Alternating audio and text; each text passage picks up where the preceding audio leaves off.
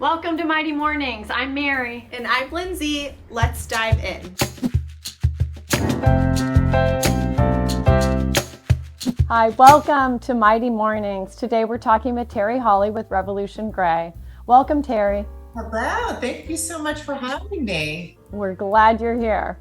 Well, do you want to start, Terri, by telling us a little bit about yourself and how you started Revolution Gray? Oh, absolutely. So Terri Holley, I'm the owner of Revolution Gray. It is an online brand for women 50 plus. I started it's almost been 18 years ago. Unbelievable. Wow.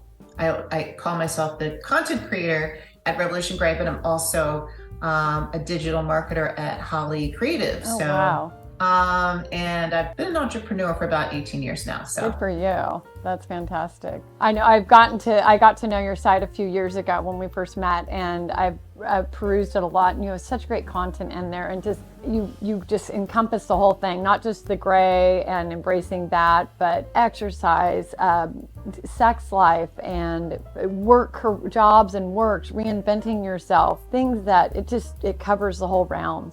Yeah, so it first started as a single blog post that I wrote. So I was reading an article in Time magazine that was written by a lady named Anne Kramer, and she was talking about women going gray and how it was this kind of revolutionary thing back then. This was, 2007, and she just went into this whole conversation about, especially, the double standard that we have in our society, that women are demonized and shamed if they show any signs of aging, as opposed to men, they sort of get a pass. And so I thought it's a really interesting article, and I had a blog that I didn't think anybody was reading. Maybe my mother knew about it, my dog.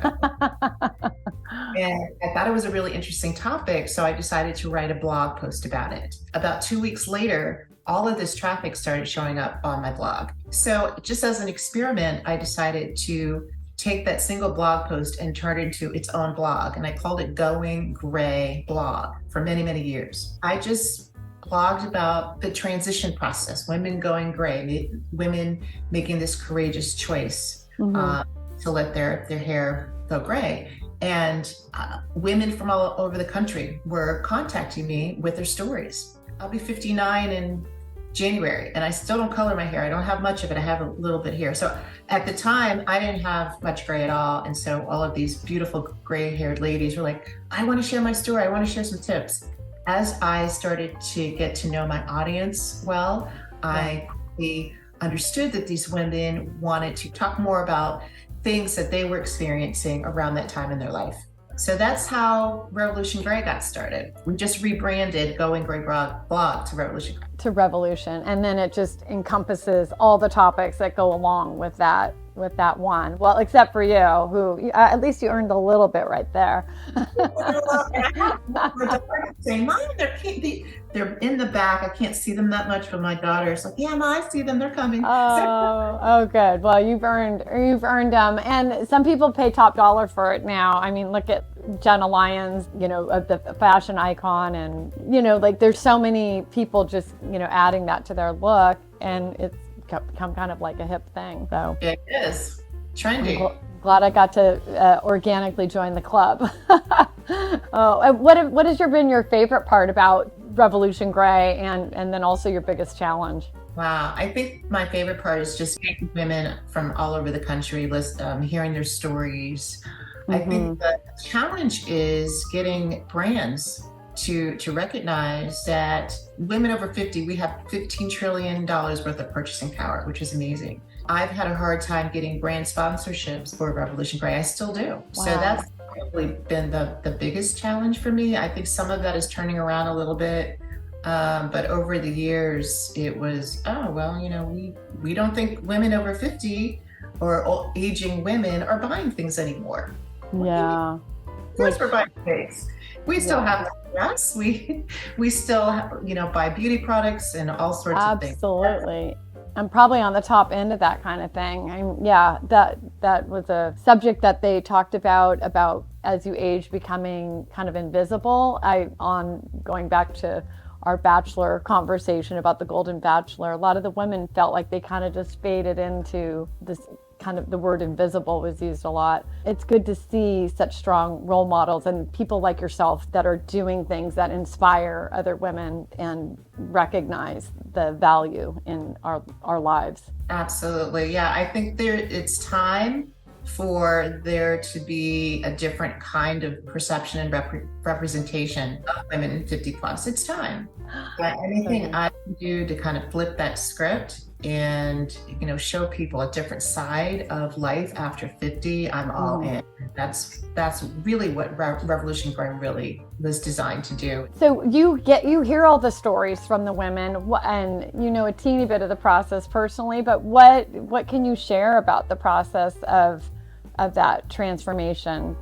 When you turn gray, that's usually one of the first visible signs of aging. As a society, we are afraid to age. We are. And you can see that as we glorify or over glorify youth. People are afraid to age. They're afraid of it. I think it's related to facing our own mortality. Women were really afraid of what other people would think, what society would think, how they would have to change things in their workplace. So the fear was there, and the uncertainty of how other people were going to react, even their spouses. Her husband was like, "What are you doing?"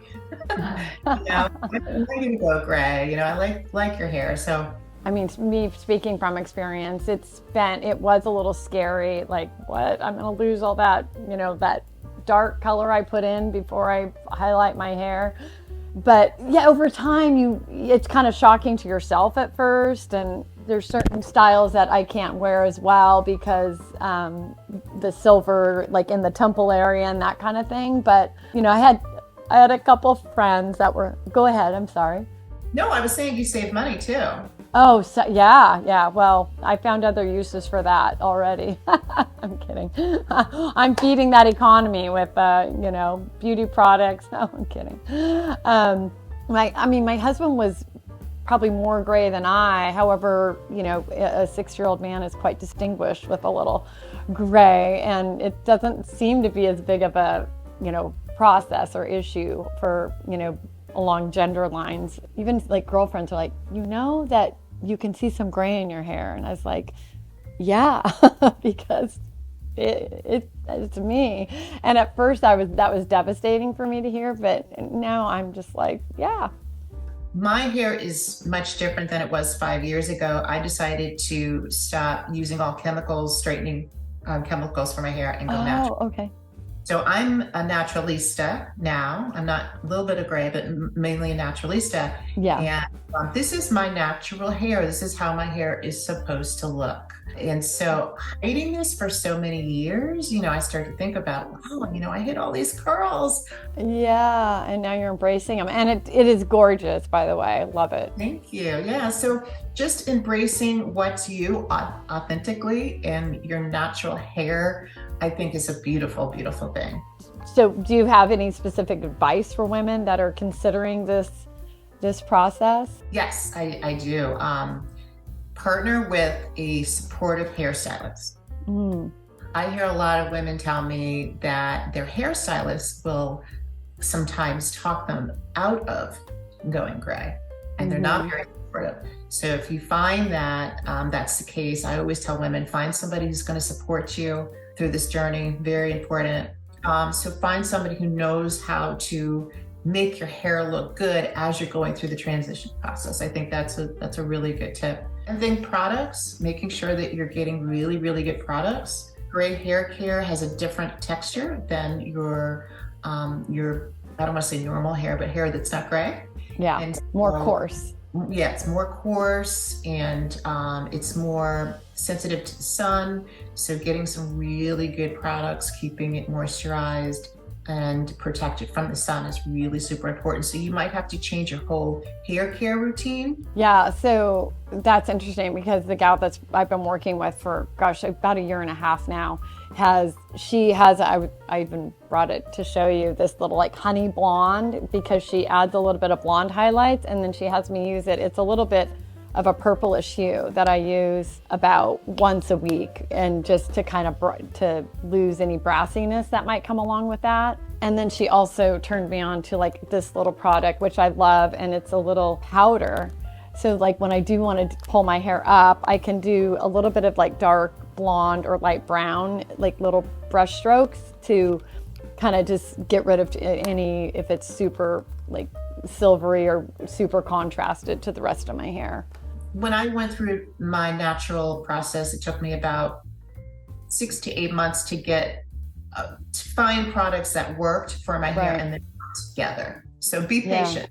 Oh, those are great tips. I even with the sheen that you were talking, I'm dry at the end, so I know to just use that on the lower half. But if I put it up here, then I become a shiny mess.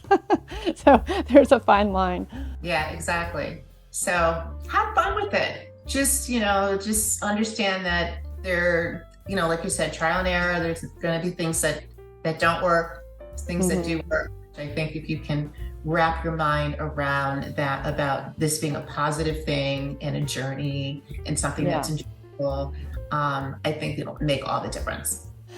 Do you have any other product recommendations? I know you've really pointed out that it really just depends on you. There's a lot out there. What I've found from the community is moisture.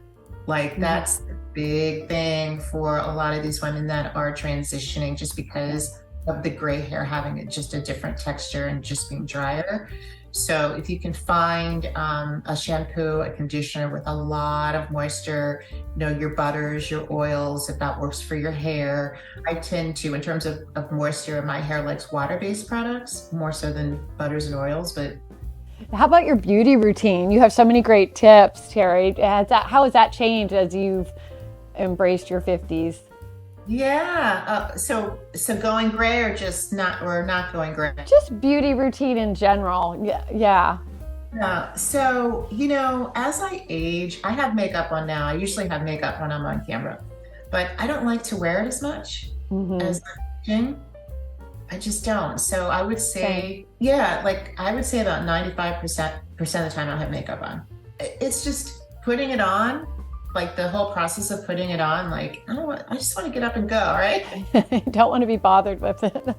I do things, or I use products just to add like a quick little pop. So it might be like a lip gloss, or it might be blush, or it might be, I don't do foundation, like really heavy foundation, but I might do like a tinted moisturizer or something. So there's these tints, that's it. Skin tints, those. And I make sure that my skin tints also have SPF in there, sunscreen in there as well.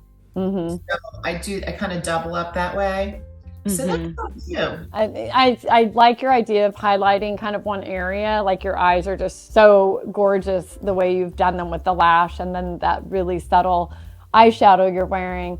But I've been trying to do the same, where I used to wear contacts all the time, and I've just more and more will wear my glasses, and I kind of don't mind it anymore. It's kind of a fun accessory. Tell me what you're looking forward to as a 59th birthday coming up, right? January? 59. So I'm starting to think about 60 already. I am. That's a big number for me. So it's so weird. It's like I keep trying to get myself to think, you're not even 59 yet. Don't even jump to 60. So, but my mind keeps going to 60. But gotta get to 59 first. Gosh, there's so much. There's so much that you start to think about at this time in your life. More than anything is just gratefulness. I am so grateful for just these almost 6 decades and everything that I've been blessed with. And I want to go into my God willing, 7th and 8th decade really with gratefulness. I think that really changes our perspective about aging, because so many people start to think, oh my gosh, I didn't do this, I didn't do that, and it's going to be too late for things, and my life is, passed me by, and I'm too old to do X, Y, and Z. And I don't want to go into these later years feeling like that. I want to go into these years feeling just really grateful about everything. Yeah, like I'm lucky to be here and the health I have and all the things you've worked so hard on to nurture, be it your business, your family, your relationships. There is so much to be grateful. I absolutely agree with you. And I'm right behind you on your coattails into those 60s. Yeah, and speaking with gratefulness, there are people that I lost along this past decade. My 50s, I've lost some of my girlfriends, and yeah, unfortunately, and you start to think like not everybody gets the privilege of becoming older. That's so true. Yeah. Yes, absolutely. So I just try to just keep my mind on that, and I think it's just helped me embrace getting older and going through these next couple of decades. So. Oh, well, just everything you've done and you embracing the community that you've helped create and all your work is so inspiring. I so enjoy hearing your story and talking with you about it. Thank you. A lot of fun, and it's been great meeting you all. Our paths crossed because of Revolution Gray. Yeah. And speaking of gratefulness, I'm so grateful for all the relationships that I've developed during the Revolution Gray journey, and meeting you all has been one of the highlights of that. So, and I love the work you're doing, and Thank you. Let's keep changing this perception. Let's keep flipping the script. I think it's super important. I love it. Yeah, it's a real Absolutely. conversation that we're all driving. So, Words of wisdom. Thank you. absolutely.